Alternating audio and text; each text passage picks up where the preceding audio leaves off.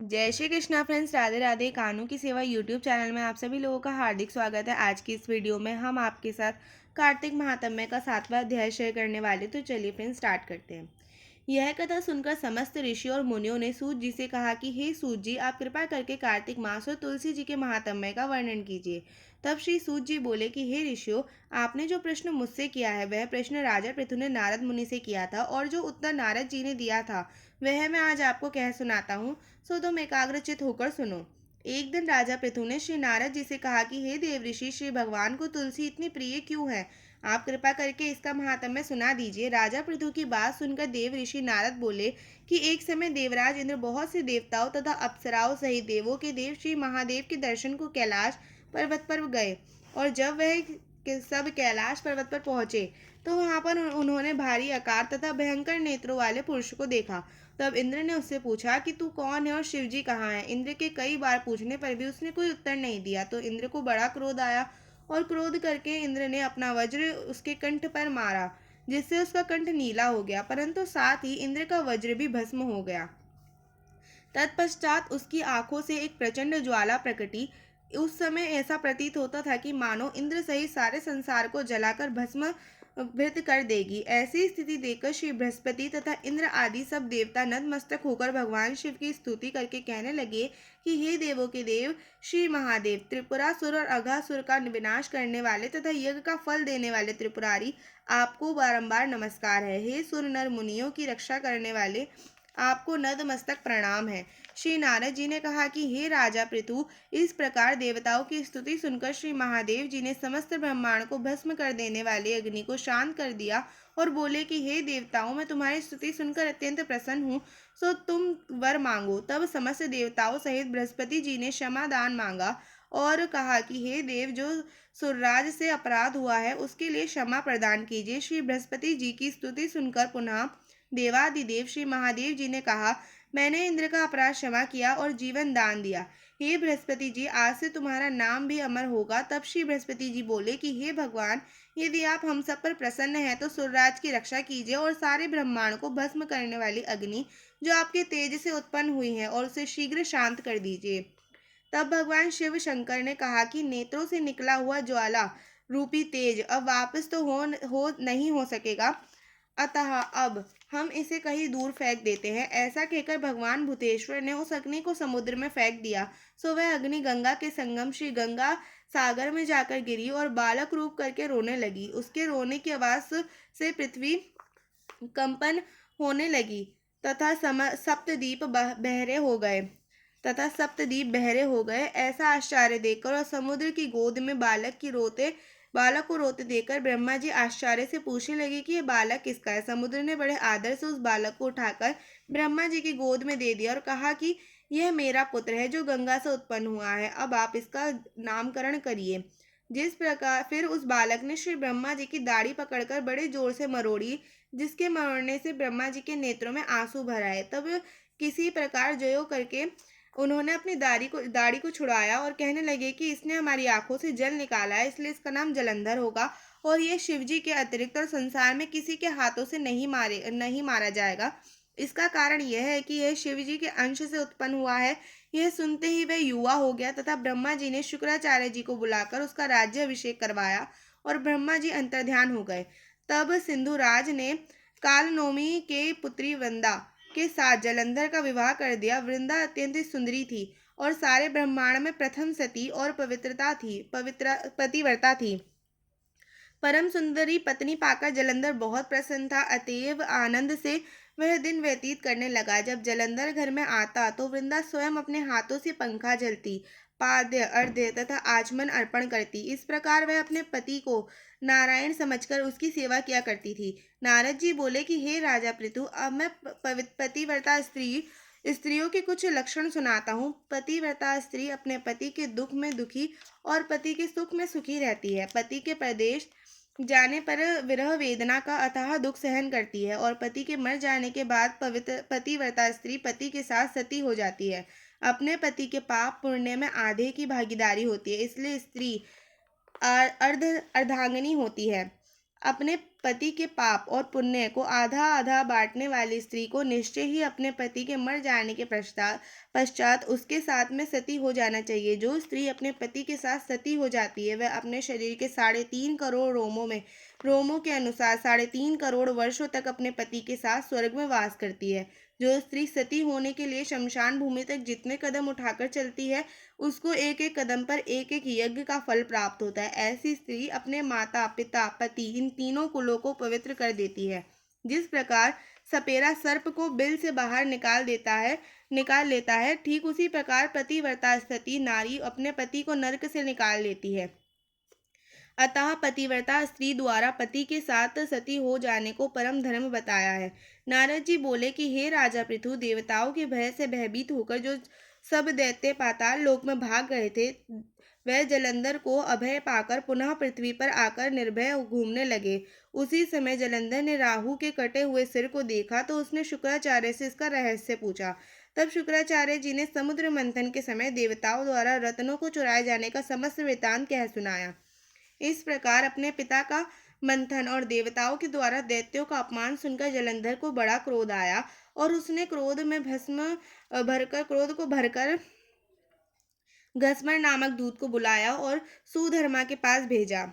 उसने देवराज इंद्र की सभा में जाकर अभिमानवश ना मस्तक झुकाया और ना ही नमस्कार किया। साथ ही गरज कर कहा कि दैत्यराज जलंधर ने जो कुछ कहला भेजा है सो सब कान खोलकर सुन लो। उन्होंने कहा है कि मेरे पिता का मंथन करके जो 14 रत्न तुमने ले लिए हैं कोई अधिकार नहीं है, अतः भलाई इसी में ही है कि वह सब हमको वापस लौटा दो। दूत ने यह अभिमानपूर्ण शब्द सुनकर इंद्र भयभीत हो गया और विस्मय के साथ बोला कि समुद्र सदैव हमारे शत्रु दैत्यों की रक्षा करता है, इसलिए हमने उसको मत कर जो रत्न लिए हैं उन पर दैत्यों का कोई अधिकार नहीं है। दूत ने देवराज के ऐसे वचन सुनकर वापस लौटकर जलंधर को जाकर उत्तर सुना दिया, जिसको सुनकर जलंधर बहुत क्रोधित हो गया और देवताओं को जीतने का उपाय सोचने लगा। उसने सभी दिशाओं में अपने दूत को भेजकर पाताल में संदेश देकर समस्त दैत्यों को बुला लिया और शुंभ और निशुंभ को दैत्य दल का सेनापति बना दिया।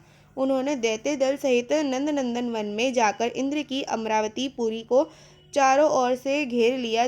तब इंद्रदेव की आज्ञा से देवता भी युद्ध के लिए तैयार होकर मैदान में आ डटे और अनेक प्रकार के शस्त्रास्त्रों से दैत्यों और देवों का युद्ध आरंभ हो गया। दोनों पक्ष एक दूसरे को मार मार कर गिराने लगे। सब और शोणित की धारा बहने लगी। मरकर गिरे हुए हाथी और घोड़ों से पृथ्वी भर गई। जो दैत्य समर भूमि में जान से मारे गए थे उन्होंने शुक्राचार्य अपने संजीवनी विद्या से जीवित करने लगे। उधर श्री देवगुरु बृहस्पति द्रोणांचल पर्वत की दिव्य जड़ी बूटियों के प्रयोग से देवताओं को जीवाने लगे।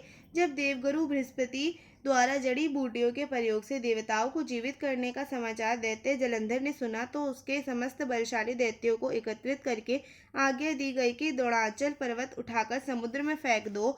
जलंधर की आज्ञा पाते ही दैत्यों ने द्रोणांचल पर्वत को उठाकर समुद्र में फेंक दिया और इसके बाद और युद्ध आरंभ कर दिया। जब युद्ध में अनेक देवता मारे गए और गुरु बृहस्पति जी की संजीवनी बूटी लेने द्रोणांचल पर्वत पर गए तो वहां पर्वत ना पाकर और देवताओं का संहार होते देखकर घबरा गए और व्याकुल होकर देवताओं से कहा कि शीघ्र यहाँ से भागो, क्योंकि यह दैत्य जलंधर के अंश से उत्पन्न हुए हैं और इसलिए तुम्हारे मारे से नहीं मरेंगे। श्री गुरु बृहस्पति जी की यह बात सुनकर सब देवता घबरा गए और भयभीत को होकर भागने लगे। जब समस्त देवता दशों दिशाओं में भागकर छिपने लगे तब दैत्यराज जलंधर ने जीत के नगारे बजवाते हुए अमरावती नगरी में प्रवेश किया। सब देवता भयभीत होकर सुमेरु पर्वत की कंदराओं में जा छिपे। देवताओं के भाग जाने पर इंद्र की राजधानी अमरावती पुरी शुभ और निशुंभ के अधिकार में सौंपकर जलंधर लापता। देवताओं का पीछा करने के लिए वह सुमेरु पर्वत की ओर चल दिया।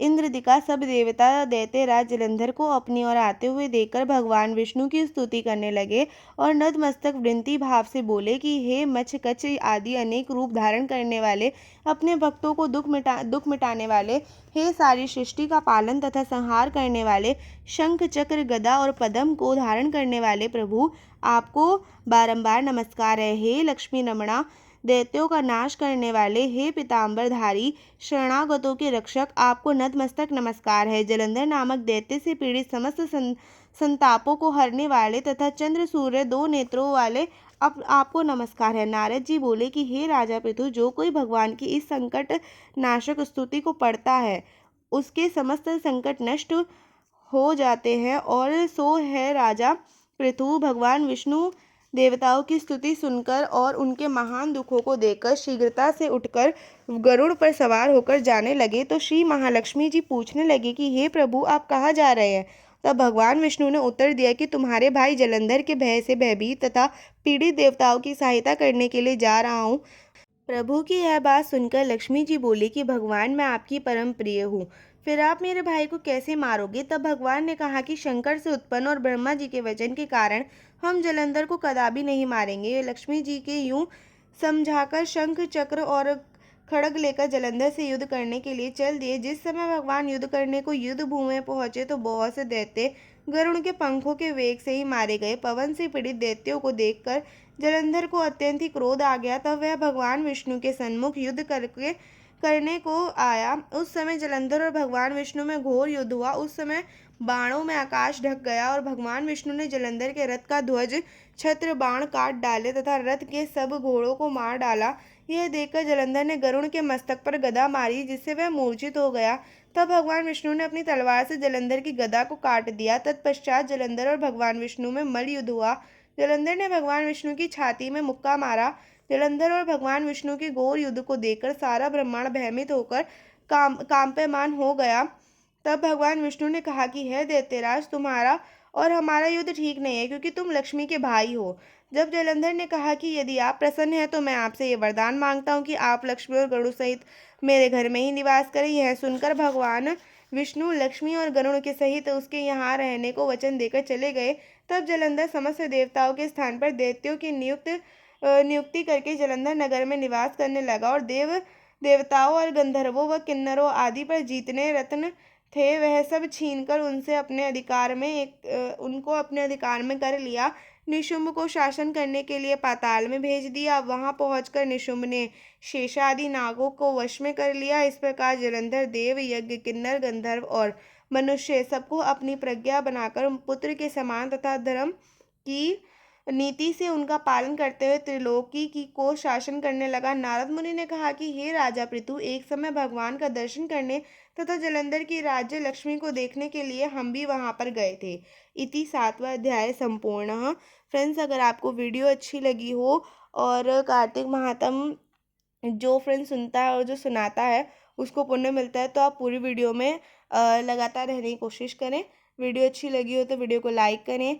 प्लेलिस्ट चैनल पर अपलोडेड है कार्तिक महात्म्य की, उसको आप जाके चेकआउट कर सकते हैं। वीडियो अच्छी लगी हो तो वीडियो को लाइक करें, चैनल को सब्सक्राइब करना ना भूलें, फ्रेंड्स एंड फैमिली के साथ शेयर करें। जय श्री कृष्णा, जय श्री राधे, जय माँ तुलसी।